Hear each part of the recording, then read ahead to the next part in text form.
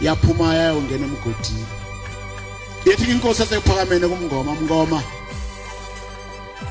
ubungaboni inyoni. Kukhona into ecasulekileyo uNkulunkulu wasiyasuka kuwe. Lento obuyibona abongesiyona inyoni kodwa bakuphuma umoya ingcwele, bakuphuma uNkulunkulu kuwe. Njengamanje ubukhuluma nami sewumuntu nje.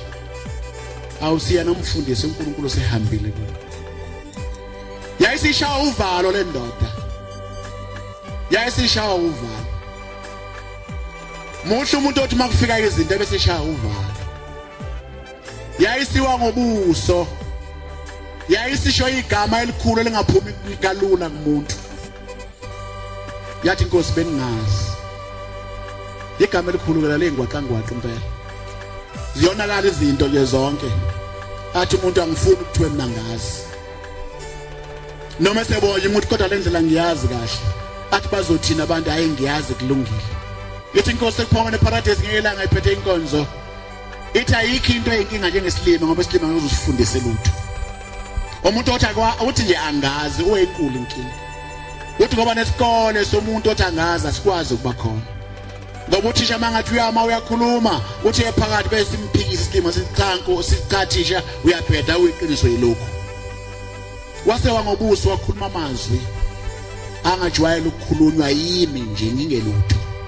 Ukuba ngithi angazi sengathi konke ngiyakwazi. Ithi inkosi iphakamene hene kwenzeka kanjalo mngoma. Uzofanele uba uzithandazele ucela uNkulunkulu uba kusize. Yayisisuka lensizwa emngoma yayisizila kudla yazila amanzi yasithandaza yathi inkosi ngisize. Bengingazi inkosi ukuthi kanti ngiyavivinywa. Bengingazi inkosi ukuthi kanti sengiyona ebusweni bakho. Yayisihamba seyiphindela ekhaya. Yathi mayifika ekhaya uNkulunkulu waseyisiza. Usizo ke lidlula egameni elithandaza. Lidlula egameni lithi ngiyaxolisa. Alidlule lithi alidluli kumuntu othi pho kunani. Wathi mayelele ebusuku umngoma. Wasiphinda wasibona futhi emikhola lapha ekade emikhola. Waseyibonisa iqhamuka lenyoni lapha ekade ingene khona. Yabuya yeza kuye umuntu onenhlanhla. Isho njalo inkosi mayikhuluma naye ithi mngoma uNkulunkulu uphumile kuwena umntwana kaNkulunkulu ongaphakathi kwawusehambile kodwa unenhlanhla ngoba umbonile. uNkulunkulu uyaphuma kumuntu agcine engazi uphumile alowe ehamba athi ngihamba noNkulunkulu kade ahamba. Ukuhamba nje unyakaza usuke usonile uNkulunkulu. Sake safika lesi sivivinyo nangelesinye isikhathi. uNkulunkulu mayenyakazisa umhlaba. uNkulunkulu mayifaka inkokhelo yakhe. Sake safika nasezweni lakwaJuda. Abantu bakwaJuda basebehambile kakhulu nenkosi uJesu. Bayibona yenza imanga. Njengoba sihamba nenkosi yasekuphakameni. Njengoba sihamba nothiko lenkozana nalo. Silibona phakathi kwethu lenza imanga. Uma enganikwa inkonzo inikwa abantu abalapha ngemuva. Abaphendukile bangephendulwa umuntu bephendulwa uShembe uqobo lwakhe. Bangathi manje befika lapha kuthiwa abafakazi bakhuluma izinto eziyinkinga. Bese siphika sithi awunganothiko lenkozana sasinalo lapha na. Engane belikho lapha ngaphakathi luphumenini bathi sikubonile. Kodwa kuhambe kufike isikhathi sesivivinyo. Kuhambe kufike isikhathi senkokhelo. Isikhathi esifuna wena esifuna mina.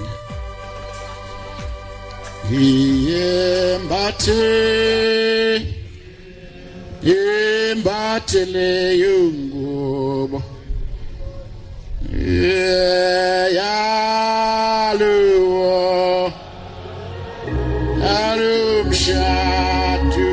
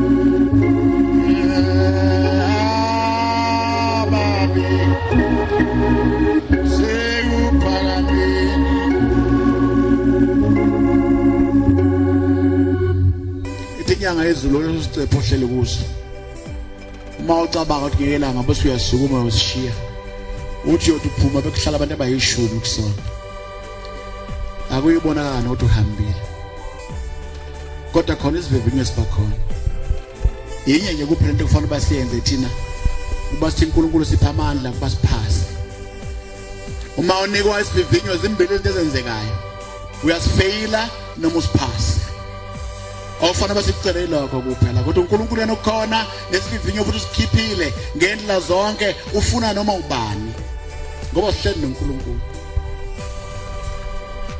babe vivinyo abantwana bakwaIsrael isikhathi eside noma esihambile uKristu emhlabeni bavivinywa kakhulu sake sahamba ngelanga sayasafika kwenye indawo uNkulunkulu esithumela lapha nabefundisi bakhona ngiyabona lapha oba umthetho noba bungidi phambi kwami sayasafika kwenye indawo lapho sasithumiwe khona sale sifika siyakhonjiswa khona naba nontshosho ngapha kwathi yani yabona kwakuyindawo ngolimi namhlanje angazi ngizothini ngesizulu kodwa kwakuyile ndawo kuthiwa stadium la abantu behlala khona besukela phezulu baze baphuma lapha phansi base bebuka into eyenzeka lapha phansi kwakusezweni laseTiki sathi masifika khona kuthiwa le ndawo kwakuyindawo eyigwili le ndawo kwakuyindawo yabantu abahlala besibasijabulisa babe begcwala lapha phezulu lapha phansi bese kuba khona imidanso bese kuba khona noma yini enhle bese beshaya izandla babe khokha imali yabeshisiwe bathi kodwa enye into eyifike yenzeke iba yinhle kakhulu esihambile uKristu emhlabeni enye into eyidonsa ishwele nabo bafika bayijabulela kakhulu abantu kwakuthi mase ihleli lapha phezulu ishwele ezize lapha nezigwili ikhumkana ezalelizwe kuthi mase kuyogcina bese kwenziwa into ezoba yinhle sijabule zonke bathi la le ndawo ngesilungu bathi kwakumakhathakhumsi bathi la kwakuhlala amaKristu aboshiwe ebanjiwe kuthiwa nimlandelana uKristu nini nalona ukukhuluma indaba kaNkulunkulu nini kubani nasukela umuntu nathi uNkulunkulu ngapha basikhombisa bathi lapha kwake kube khona amabhubesi lapha kule ndawo bathi kwakuthi ke mase kugcina sewuvala lo mcimbi bese kuvulwa isango bese bephuma amaKristu ngapha bese liyavala bese kuvulwa isango ngapha kuvulwe isango lamabhubesi aphuma amabhubesi aqonde ngo amabhubesi alanjisiweyo aphuma aqonde ngo abantu abanephuzo kube ingane kwani kanti axhume ehlala lapha isipili sihlala lapha konke bese kushaya izandla kwakusivivinyo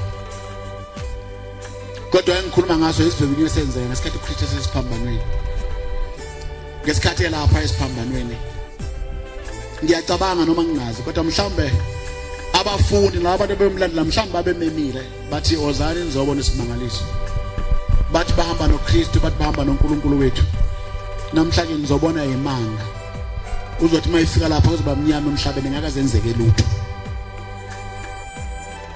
wasefika uKristu la wasiyabetheleka laphuma igazi ezandleni zakhe ngabashaya uvalo manje bazibuza lento yenzeka kanjani wasephakanyisa uKristu semalapha laphuma igazi bazi bamhlaba nasohlangothini laphuma impala lampompoza baqala manje bafikela ukungabaza laba abangesona amaNazaretha bathi vele sasiphothi lento eyisho ayikho nganange fa phambi kwethu kwathi wathi nalaba uKristu ahamba nabo angazi laba ehamba nabo abafundi ngolimi lwanamhlanje noma babe abashumayeli noma kwabavangeli noma kwabefundisi inangazi nabo kwakuthenga izolo mayekhathi sezizimbi kwaqhamuka intombazanyana yeza komunye umfundi igama lakhe kwakuPetro yafika yathi baba noma uthola into ziyafana kodwa ngiyakwazi wena wawuhamba nalo wamuntu wathi uPetro yangimazi lo muntu yaqala ukumbona khona emhlabeni wakhohlwa imisebenzi yakhe bakhohlwa ukuthi bambone enzani nami ngakhohlwa ukuthi ngekilanga ngifike lapha phambi kwenkosi yasePhalamende uthi ngelonkosi yazo ngafika ngaguqa kulo ngathi inkosi abantwana abafana inkosi anginabo ngizobacela Nkosi kuwe kwase kuyeside kabi isikhathi ngigcinile ukuthola abantwana ngagcina ukuthola abantwana ngo1989 ngafika enkosini lapho kwaku2002 iminyaka iya ku13 kuya ku13 manga process kwakuyisonto yayisibambela lapho ngaphandle ezimbini wayesethi kusasa uyahamba yini ngase ngithi Clint ngangisebenza ngomsombuluko kodwa ngase ngishesha ngathi angiqamba manga amahle phambi kaNkulunkulu ngase baba ngizobe ngikhona wayesethi ubuye kusasa uzolanda umntana wakho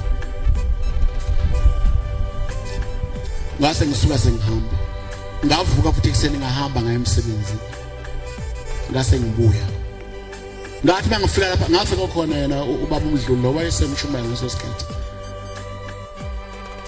kuthiwa angibuye ngizolanda ingane yami ngapha nenhla isuthi inkosi yasehlala phansi ngaso sikhathi yayengahamba ngolayini ngathi mangikhamba ngapha wase ngikhomba ngapha ngakhamba sengikhamba ngapha kumakhosazana lapha ngakoma ngafika nangumvangeli uMdlulo khona kwase kwenzeka isimangale lapha mawufika phambi kaNkulunkulu uzocela kuhle uyathi hamba ufuna amafutha bese uyabusisa hamba ufuna amanzi bese uyabusisa hamba ufuna intambo bese eyibusisa ngalola ngamhlanje ngiqhamuka ngapha ngathi mangiqhamuka yayisingikhwebe inkosi ephakame sizongena kahle esihogweni uNkulunkulu simazi sizongena nje kahle ngoba singaphuma bese siyaphika isango livela livulwe nje kakhulu ukuze ugijima ngase ngibuyela ngapha wase ngikhweba ngase ngisondela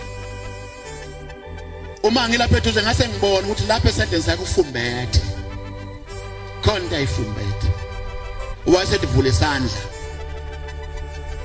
ngase ngisivule isandla wase sondeza isandla sakhe wasondeza isandla sakhe wasondeza sayazofika kwesami isandla wayesezivula wathi mayizivula ngezwe umjuluko esandleni sakhe kanti lapha phakathi khona intambo wasethela lentambo fukweni kumakoti ayibhinqa uzomthola umntwana omfana lonto abangizange ngiyithela ngiyazi ukuthi imali ukuthi yayimali ngoba ngazi yakade ifunjathwe nini kodwa ngayithola kanjalo ngase ngiyithola insizwa yami ngayiqamba igama ngathi khona ngaye ngathi khona ngaye kodwa ziyafika ikhathi kumuntu nomuntu uzusizibuza uthi ushembe uNkulunkulu kusho uNkulunkulu manje somungabazi bathi mayembona uKristu labaphezulu basebeqala sebeyamungabazi bona ihamba nabo yathi mayisithela lentokazi lapha kwase kuqhamuka omunye wathi baba usho kumgcotsho njengami nje baba wena kodwa sengathi ngangakubona sokuyisibili wena ngakubona uhamba lo baba olaphana okukhulisa icala ngaphakathi wathi Petro yemthi ngibhedela yahamba nonsizwa yayosithela kwaqhamuka esithathu wathi mayiphiwe kwesithathu yase liyakhala iqhude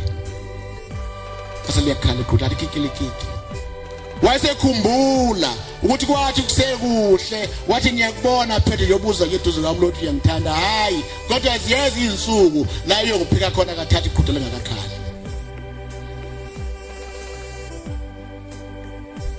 ngoba embonele ngaphezulu isiphambano bathi hawu uma uNkulunkulu yini sibona into eningi kangaka ezibhalwa ngaye emaphepheni yini bese sathole iphepha likhuluma ngakho akabacishi ngala amaphepha akababulale ngani laba bantu uma uNkulunkulu ukhalelana pho kwenze njani wakhala uKristu wathi Eloi Eloi lama sabakthana uNkulunkulu Nkosi umshiyela abantu ziyohleka abantu izizwe wakhala bathi ukhala kanjani mayivele ezulwini hayi umuntu nje ngathi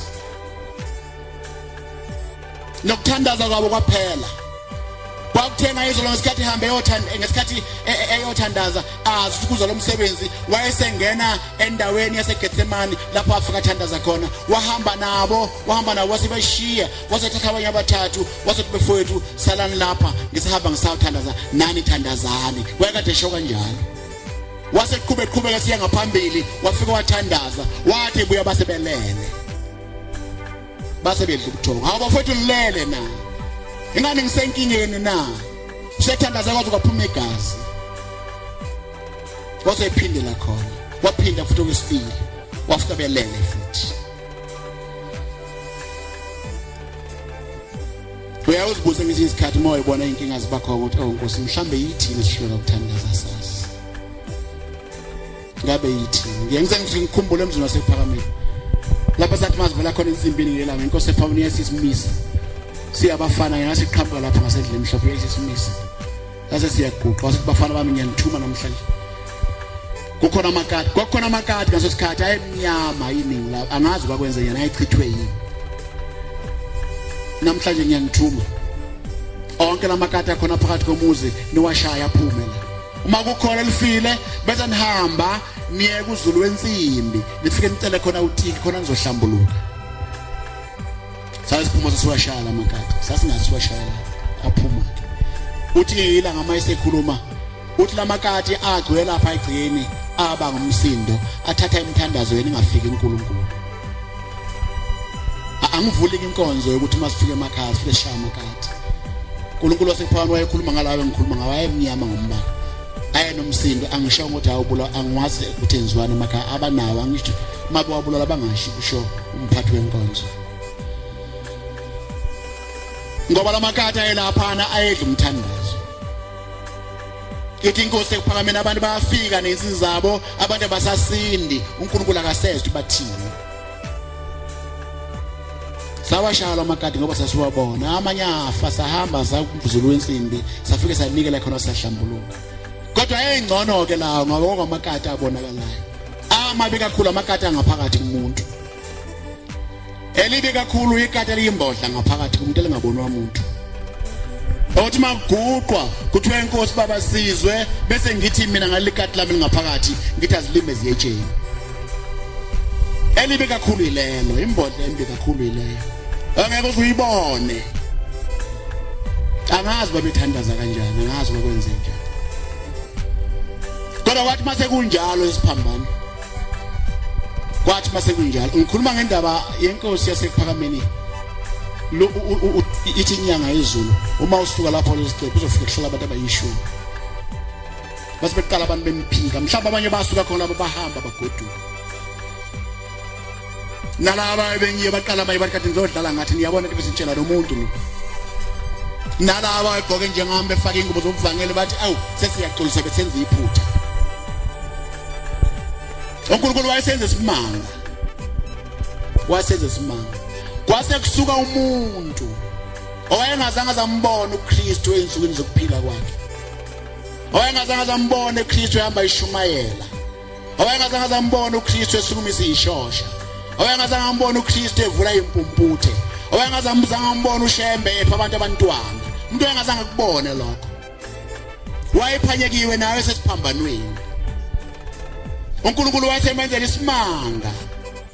Ngesikhathi uKristu emilapha esekhavwe ebusweni bakhe zingqweqo zegazi namathe nazo zonke izinto ezingabhekeki ngisaba kuzibiza.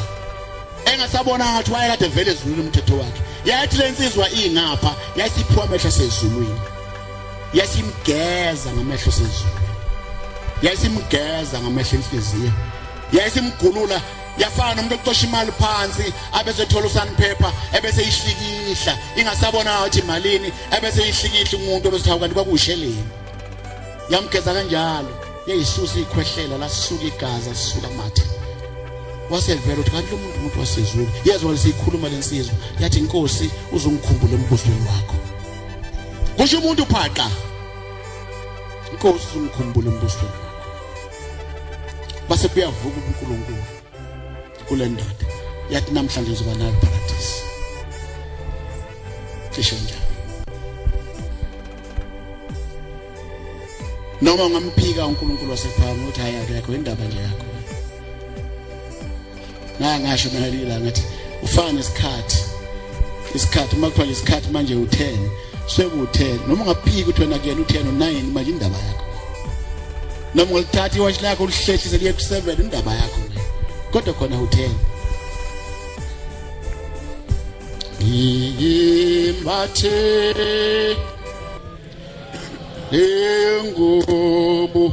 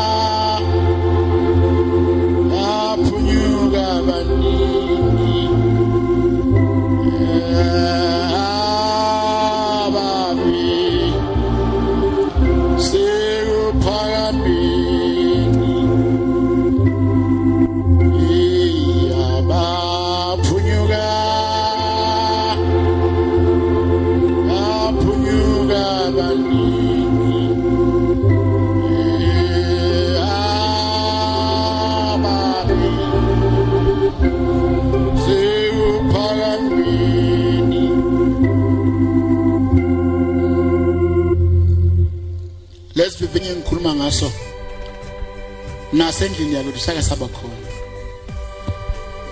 ya ngihlala ngizikhumbula lezi zinto ngoba ngazi ukuthi uNkulunkulu wayethini ngazo nasendlini yethu sake saba khona abazali bethu ke isivivinyo ababe naso ngokwesivivinyo sokungabathola abantwana ngiyaphosisa angikuguqule lo bayabathola abantwana kodwa abantwana babehamba emhlabeni baze babaningi nje kodwa ngikhuluma ngalokho engikhuluma ngakho namhlanje ngikhuluma ngesivivinyo nje kuphela kwathi enganeni yokugcina uma wayelapha ekuphakameni elindele khona kwase kubona ukuthi lengane efanele bayithathe iyofihla ikiyoshayiswa umoya mhlambe kuzoba ngcono ngoba kwaziyo ukuthi ngempeleni idemoni kuphela likhona ngaso sikhathi abazali bami basebehlala entanda babeza lapha ngomhlangano kwase kubona ukuthi lengane kufanele bayithathe iyofihla iyayisihamba yahamba nomkhokheli wakamkhwanazi khokhelo omdala wasebukhosini bakamkhwanazi angizombiza ke ngegama wahamba nawo lengane kanti uNkulunkulu siyayibiza ngikhuluma ngesivivinyo noma uphakathi endleleni kaNkulunkulu isivivinyo siyakukhweba kodwa ngaphandle usuphela impela uzifake zonke bese siyakukhweba sithi woza wasehamba nomkhokheli wathi ma eyongena estation sasenseleni kwase kuyiklina ukufa lengane kwayiklina sathi masiyoma isitimela sothi insenseleni wasiyaphuma umphefumulo kwase kufanele balengane mayifishe fishwe engakafiki lapha beyiya khona isivivinyo nje lasesiphelele suke sibuze ukuthi uNkulunkulu ngaphi makunje kanti uNkulunkulu noma oluhluphekile ngalezo sikhathi sokuxhumana indlela yokuxhumana yangakabi lula zazi ngekho lezi ingcingo seziningi kangaka angiphathi indaba yengcingo lezi ezikhala amakhukhuni zazi ngekho impela kwaphuza kuba yizwe ifike kubazali bami ukuthi hey ingane ayifikanga lapho yakhona ayasho endleleni thatha isikhathi eside lathi malifika izwi kuma wase ephatheka kabi wayesezila leso sikhathi esibunywa sizila ngazi kwaba isikhathi esingaka ngokonyanga ezintathu zathi mase ipheli ikhathi ezintathu uma isixoxela le ndaba uthi bantu bami uthi zathi mase ipheli lezi inyanga ezintathu uthi ngase ngiyazinika emoyeni wami ukuthi manje sengiyagoduka sengiyekhaya ngoba sengehlulekile uthi ngase ngiqoqa ngaqoqa impahla zami okungena emapotbendeni ngakungenisa okungena emasakeni ngakufaka khona uthi ngase ngiphuma ngiyacabanga ukuthi kwaku April noma ngingazi kahle kodwa kukhona okungenza ngicabanga ukuthi cishe kwakuyinyanga April cishe kwakumhlangano wamadokotela wawenzela umzulu siphakameni uthi ngase ngiphuma abantu abami sengithi sengiyahamba ngiyovala senkosini yasekuphakameni uthi ngehla njalo sebengitshela ukuthi ungaphi uthi wayehlele ezantsi kumdedele esangone elikhulu kamdedele uthi wayehlele phansi kwesihlahla ngathi mangikhamba ngomfuthi ehlele lapho uthi abantu babethe eqwaqwa babengibaningi kakhulu uthi ngathi mangisondela kuyena uthi ngase ngifula sibikibike enhlizweni uthi ngase ngiyakhala uthi wasethula nje akazasho ukuthi uthi ngase ngiyasondela kuye uthi ngafika ngathi baba uthi wathula nje wangibheka sengiyagoduka Nkosi sengiyemazweni akithi ngoba lapha ngasuka khona Nkosi ngiza lapha kulelizwe sengiyethuka ngenhlamba ngibizwa ngoNondindo awashiya ekhaya walandela indoda emsebenzini wathi noma eseyilandelela indoda nakhona lapha akazali ingane uzali ibuza amagama lawa akhuluma manje lokuhamba kwakhe kusho ukuthini kuyini uthi inkosi engiyethukwa sengiyacela kuba Nkosi bangidedele ngiyenele leyo ngubo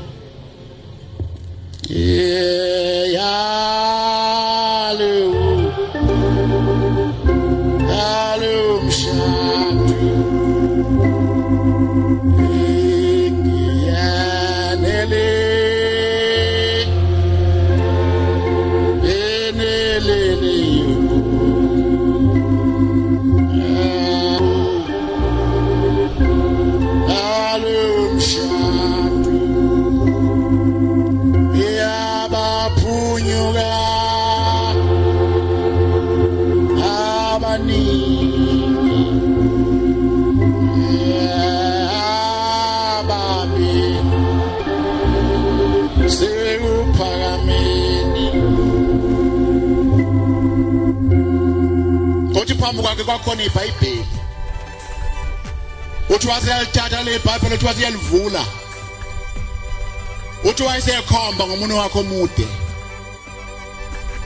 sho njalo imbongo sithene ozala zimsebe njengelanga uthi wayesekhomba ngomunwe wakhe emude kuleli Bhayibheli uthi mntana ama ngibonanga incwadi ayifunda uthi kwakuyisiphi isahluko uthi kodwa ngasibona isahluko kodwa ngibona anti kwakuyiphi indawo kodwa khona kwindawo kwakuyincwadi kaMateyu uthi wasethi funda lapha uthi wasethula futhi uthi ngase ngilithatha le Bhayibheli uthi zehla inyembezi uthi ngafunda uthi wasethi funda kakhulu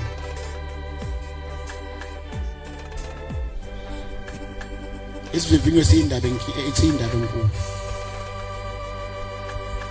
mawusuka usefa kuyindaba enkulu ngoba uzosuka uhambe lapha ekhaya uthi uyofuna uNkulunkulu awuzokumthola ndawo uma unenhlanhla uyohamba uhambe uze ubuye uze khona lapha uma ungenayo inhlanhla uyofusa umnyama lapho usunje ngomkhovu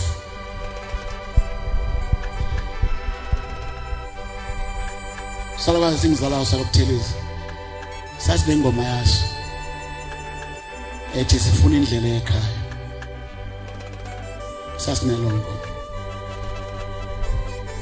angisazi mina ngisibonanga sahambe emhlabeni semfushane kakhulu kodwa abazali bami lapha umvangeli nje walapha khuzwa wasendaba enkulu nonkoza komuntu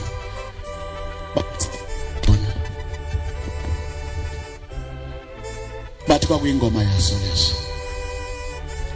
bathi kodwa wayahamba kwakube khona ivesi ayifika ame kulo ebese liphinda ame kulo kuze kube isisele elithi balimazile abaningi abayithandayo sithanqikaza isaba magwala ithi inkosi ePaul noma ikhuluma indaba kaJafete ngelinye ilanga ithi wathi mase senzile uJafete esifungo waqeda wathi inkosi lesasiyo sakama waphi ngicela bawusinikele esandleni sami ngisibulala Nkosi khona ngiyobonga ngakho kuwe uma Nkosi ngikwazi ukusinqoba ngiyothi mase ngibuya khona bese ngikhipha into eyophuma kuqala nje ikikiza ijabula iyona ngiyoyenza Nkosi ibe umhlatshelo ishiswe phambi kwakho intuthu besiyenyiwa ize kuwena ngisize Nkosi yathi iphuma lensizwa ayingazi ngoba konke umuntu wayemele kahle wayenezinto zonke wayesikhulu sombuso wanenkomo nembuzi namagusha nayo yonke into kwamfikela ukuthi ngizothi mangiqhamuka lapha phezulu kuzophuma noma yini enhle wasefika lapha kwaMowabi esizweni sasisibi esasingavelanga nanakahle wasiyabanqoba abantu bakwaMowabi wasiyajabula wayesebuya kwasekukhala amacibango kwakhala nezigubhu zonke izinto amasosha egxuma bheka phezulu ngiyacabanga ukuthi wathi mayeza kude wayesebatshela ukuthi hey benethembisile uNkulunkulu ngathi kuyophuma iqala ikona ukuzimhlabela bafowethu nize ningisize khona ngezulenza iphutha nize ningibhekise akubhaliwe eBhayibhelini kodwa ngiyacabanga nje nize ningibhekise ukuthi kupho kuyophuma iqala basebeza wathi mawumuzula phana kukikizwa bonke abantu kule ndawo sokukhona enkulu inhlokomo babona ukuthi namhlanje kunqotshiwe wabhekisisa kahle kwase kuphuma indodakazi yakhe ukuphela kwayo wayengenayo ingane wacica amehlo waphinde wabheka wabona kodwa ngoba ngilele nje kuphuma ingane yami ngizokwenza njani kodwa usenzile isifungo uNkulunkulu usenzile isifungo uNkulunkulu wayengamubi uJafethe emsebenzini kaNkulunkulu wayemuhle kodwa wayivivinyo wase baqhweba nalabo aseduze kwakhe mhlawumbe bafowethu nibonani bathi sibona indodakazi yakho lokuphela kwayo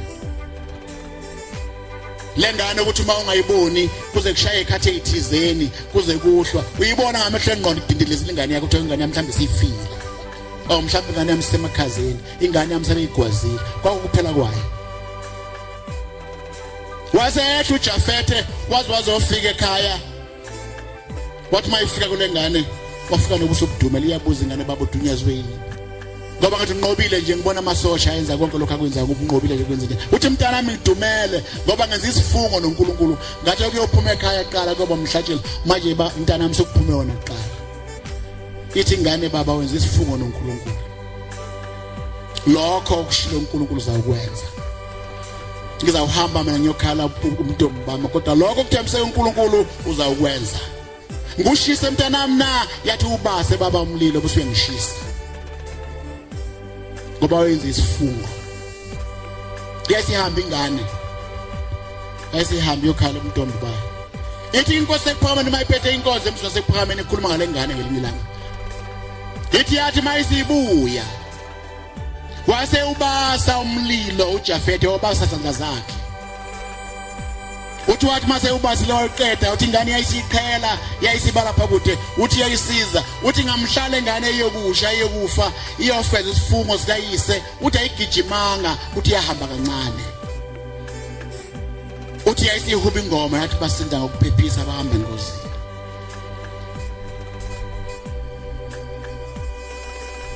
ucheza kancane lapha inyathela khona basinda ngokuphephisa bahamba engozini yathi ngiyahamba weguqabadela nalo hamba lwakho uthi yayisingena ingane emlilweni yangena uthi yasha ngqonqa ishiswa uyise ngoba uyise wayenza isifungo uthi ke ngiyabuza kuwe ukuthi lesi sifungo owasenza uphezulu kwentaba uphezulu kwamanzi ngamhla yobhabhadiswa sewasilahlaphi namhlanje sho njalo ngoba uphezulu kwekesi ziba ngelilanga ubheka imisebenzi yakho uthi inkosi nangikwenza lokho ngangingazi nangiwasemhlabeni wase uyangena phakathi namhlanje sekwenze njani tumthandazo lapha ngiyawuhlala endlini kaJehova kuze kusiphele izinsuku zakhe bese yanazazela ngomuva uthi khumbula ke ukuthi namhlanje ngisifungo wasebenza ukuthanda amanye sekwenze njani wasuba unsimbe kayigobe manje kwenze njani zathi sigobe ezinye insimbi ngomsebenzi kaNkulunkulu ngendaba kaNkulunkulu wathi wena mina ngiziphikelele kwenze njani sho njalo inkosi ephakamiza usiphakame uthi wayesekhomba incwadi le ncwadi ibalulekile kimi bantwana abahleli inkosi ephakame ngoba iyisango ngangena ngalo bale ncwadi engazange zifundwe esalakazi nezizala mina sakwabiyela ngaba ngiguqile lapha ngaba ngikho emhlabeni uma kwangenzeka mhlambe ngizalwe noma ngingazi ngangozalwa kanjani kodwa ngabe ngafa ngiyakafika eminyakeni emibili njengengane zonke zakhe ezazihamba ngaleso sikhathi daba yisango ngangena ngalo nami lokuphakama ukuze ngibone uNkulunkulu manje bese ngathi mayifundwa oyifundayo inenze ngoba indaba enkulu uyigugu enhlizweni yakho ngaze ngihamba lengathi ngiyifuna ngoba wayethi mayisho ayisho sengathi uyayibona sengathi ufunda phansi la engqondweni yakhe yahlala ikhona yaba isithombe engasuki kuye ngase ngihamba sengiyifuna ngase ngayithola kuMateyu ngase ngibuya sengiza kuye ngase ngithi imali encwadi oyishoyo kwangesiyona ngase ngiyifunda wasayamntana nami yona inkosi ikhosisi incwadi kaMateyu 10 amavesi amathathu u37 no 38 no 39 Ilo ncwadi ayifundela. Ilo ncwadi okade ayifunda. Anele lengubu ayalu yalum shatu ngiyanele yanele yungu ayalu yalum shatu yabaphunyuka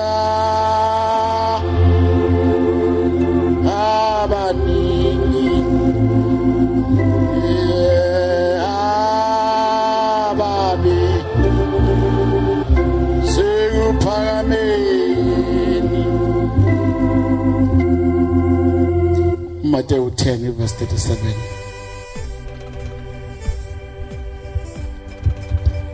Othanda uyise nonina kakhulu kunami kangifanele.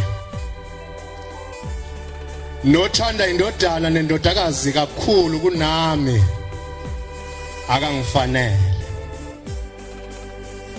Ongathabathi isiphambano sakhe angilandele kangifanele. Ozuza ukuphila kwakhe okulahlekelwa, kepha olahlekelwa ukuphila kwakhe ngami okuzuza. Ngiyabonga baba. Uyifunde wayinenza yangena kimi. Kwasho njalo kule ntombi ababiyela ngizelayo. Ngesikhathi siphuma isiyilahla lengubo yalomshado. Uthi ngafikelwa inyembezi ngaphinda ngakhala uthi ngase ngisuka. Uthi ngathi mangilapha wasethi uyezwa wena maBF. Yayikhuluma kanjalo kulensizwa. Uyezwa wena maBF uthi ngase ngiyaguqa ngase ngiyaphendula. Wathi libotshela untombela ukuthi asohlangana emkhayidini la ezothola khona ingane zakhe ezingaseyikufa. Washo njalo. Wayesesu le ndaba wayeyikhuluma kahle ubaba uMdluli. Umvakala uMdluli ngoba wayeyazi kahle. Wayekhona ngamhlase behamba nobaba beya emzini osemkhayidini bolanda bezingane. Kodwa bengikhuluma ngendaba ezivivini. Sase siyatholakala thina sabakhona nje basikhona nje amen. Kodwa kwase ngidlule esivivinyweni. Nobani uyavivinywa nami ngiyavivinywa nawe uyavivinywa kodwa uzungabona. Kodwa umthandazo omunye ukuthi uNkulunkulu osephawu uzosiza sesingasuka eduze kwakho. Umthandazo ayilawo. Vula amasango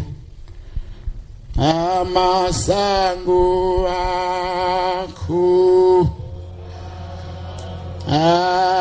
amu ozi wasi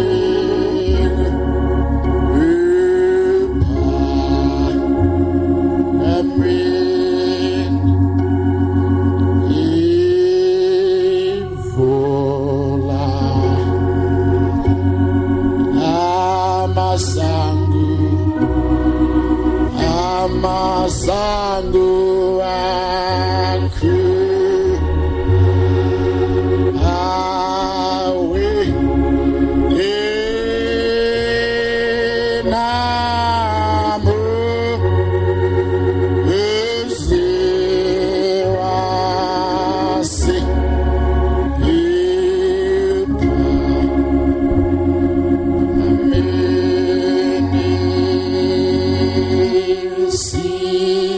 ipa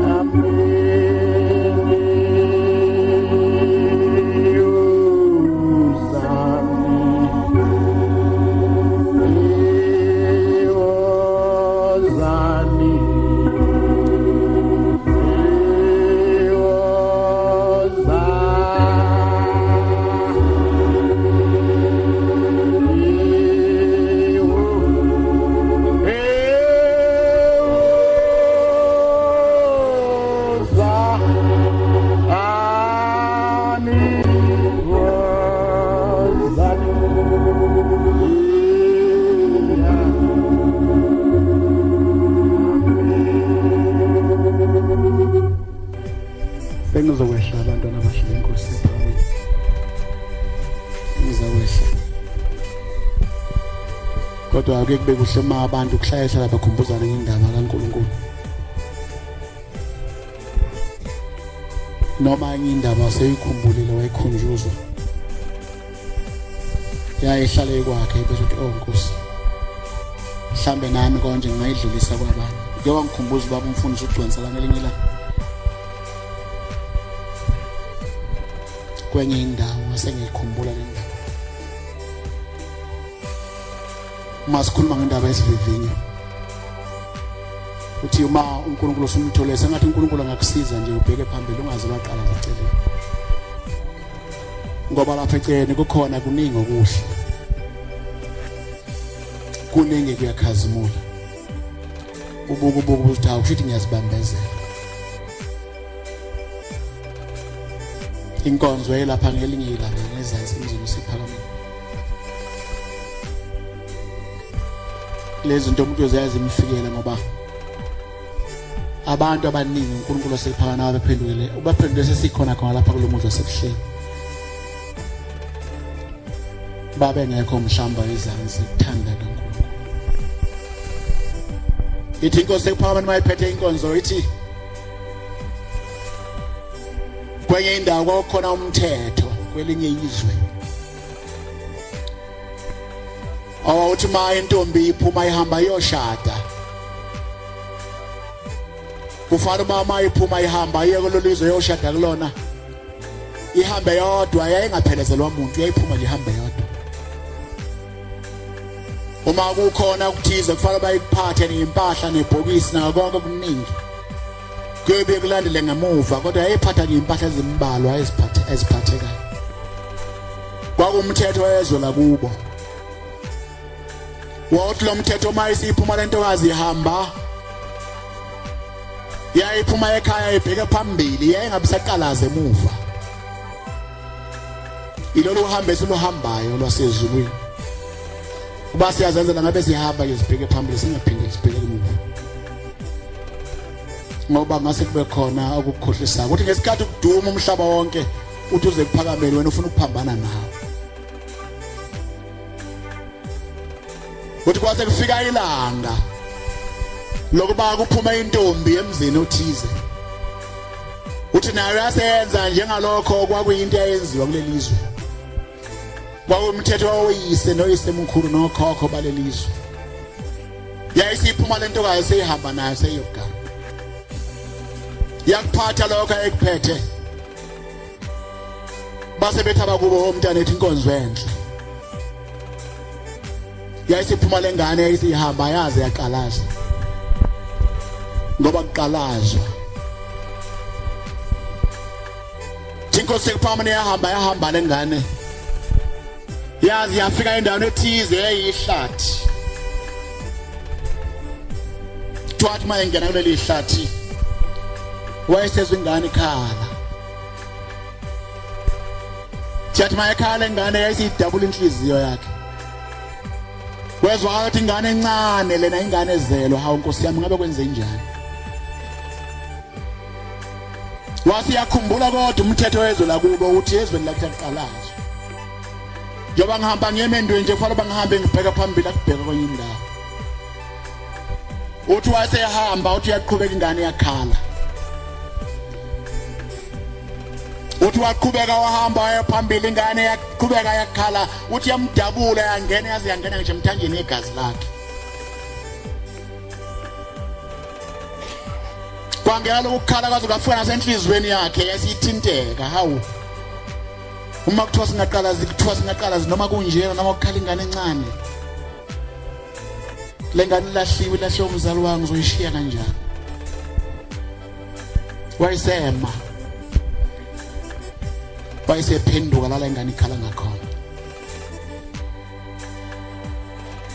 waseqonda khona wasefika seyithatha hawu ingane enhlana kwengane yomfana hawu lengane eshuthi izalo nina waseyishiya khona lapha laba abantu abangayithandi ingane zabo wasedabuka waseyithatha seyigona uthi kwathi noma seyigonile yaqhubeka ingane yakhala yazi yathula uthi wazi wahamba ibangana mhlawumbe lengane kusuka lapha kuyesangano likaMdedela lengane ikhala ingakathuli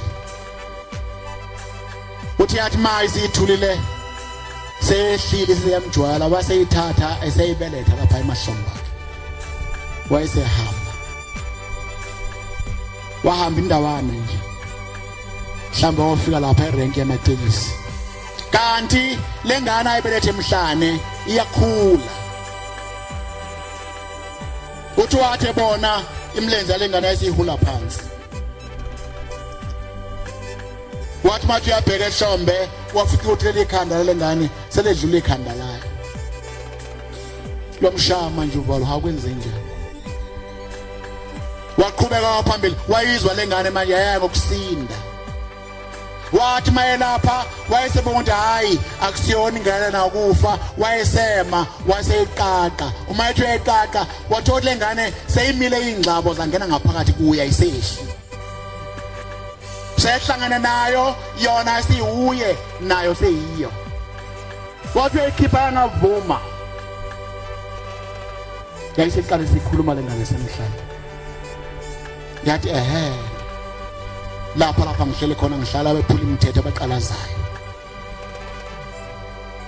labo kuthiwa hamba ubheke phambili ungabheki phambili uqalaza kwakho ngihlala banjalo yathi baningi ngibabulala yathi nawe ngizokubulala uma sengibulele ngizophindela emuva ngifike ngihlala lapha ngilinda abanye abanjengawe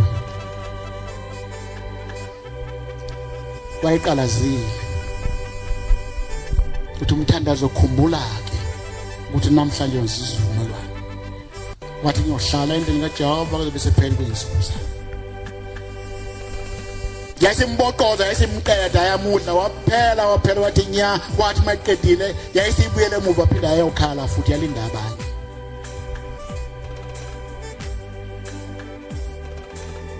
siyacela uNkulunkulu wasephakameni sengigcina abangcwele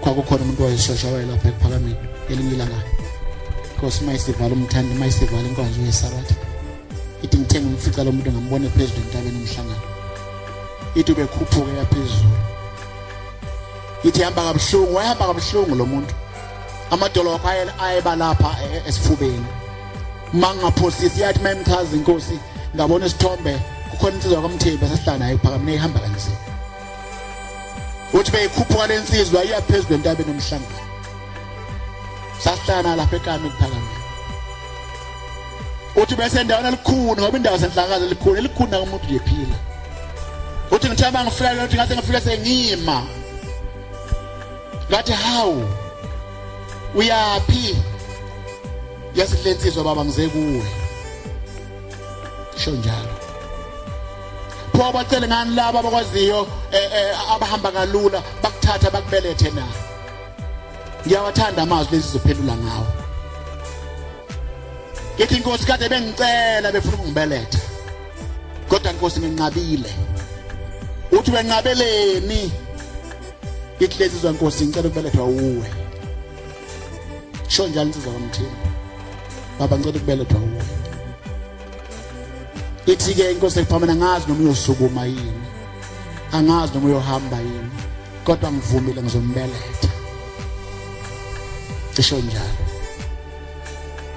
nakumthandaze nginawo abantwana abahle enkosi ephameni kuthi cela umhlana omkhulu wenkosi ephameni sibelethwe yiyo ngoba ezethi inyawo ziyahamba ibheke noma phela lapho sithanda khona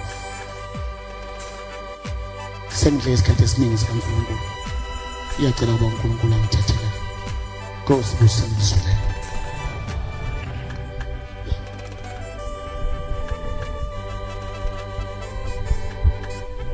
ngicela kuba sivala ngengoma ithi ukukholwa kwethu kulabo buNazaretha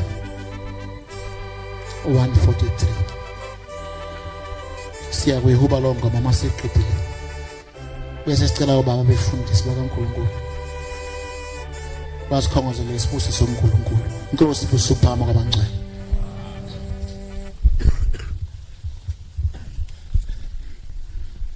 ukukholwa kwethu kulabo buNazaretha